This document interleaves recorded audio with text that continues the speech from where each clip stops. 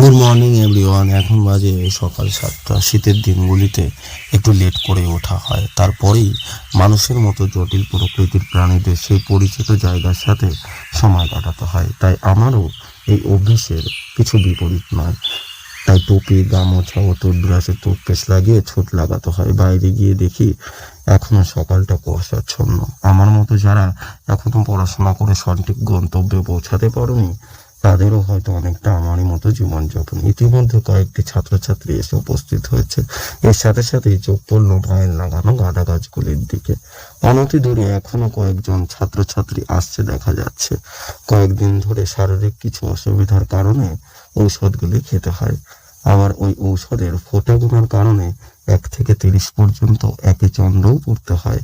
এই বয়সে শারীরিক অসুবিধাগুলি আরো বেশি চিন্তিত করে তোলে কিছুটা সময়।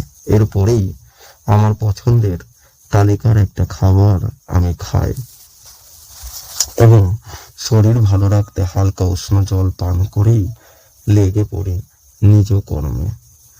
এরা অনেকেই অনেক বছর ধরে আমার পরিচিত। কারো কারো আমি দাদা, আবার কারো বা কাকা। আর সকলেই আমার খুব স্নেহের। প্রত্যেক দিনের মতো প্রথমে অঙ্ক, পরবর্তীতে আরো কয়েকটি বিষয় পড়িয়ে উঠি। তারপরেই সকলের ছুটি এবং সাথে সাথে আমারও ছুটি।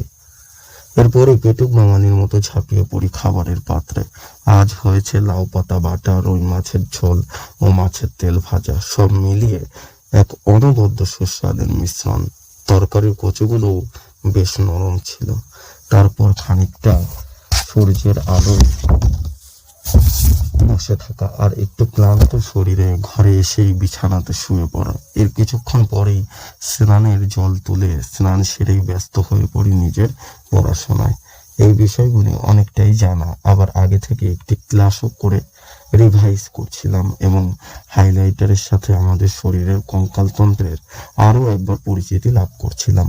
আমরা যারা পড়াশোনার সাথে ওতপ্রোতভাবে যুক্ত, আমাদের এগুলো সঠিকভাবে আয়ত্ত করতে হবে, আর তখনই আমাদের গন্তব্যে পৌঁছানো সম্ভব। তাই বারবারই আমাদেরকে পড়তে হয় বিষয়গুলি।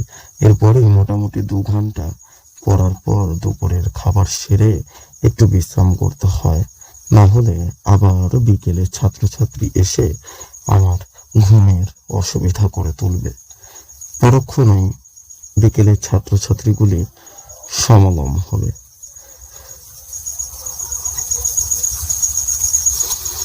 এরপরে এই ক্লাস 7-এ আজ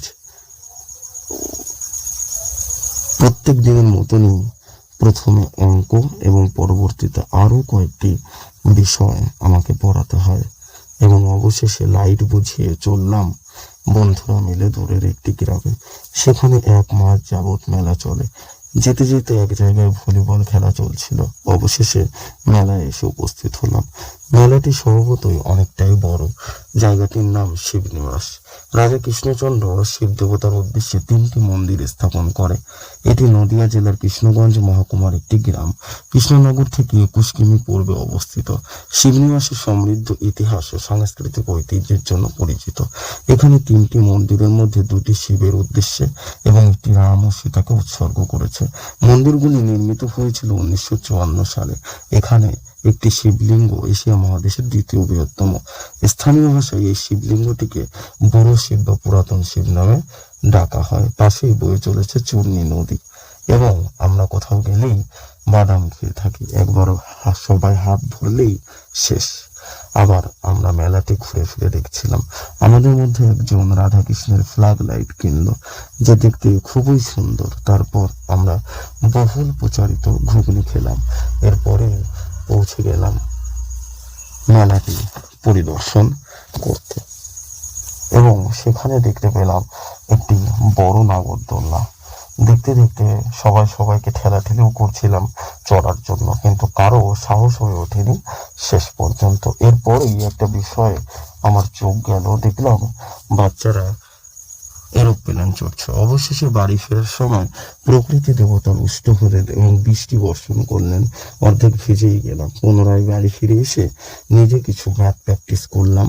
চ্যাপ্টারটি ছিল নাম্বার সিস্টেম। পরক্ষণেই দিদির হাতের পাস্তা খেলাম। এরপরেই ডিনারের পালা শুরু হবে। মা করেছিল রুটি এভাবেই এই দিনটি শেষ হলো। Good night everyone. তোমাদের দিনটি কেমন কাটলো কমেন্টে জানাও।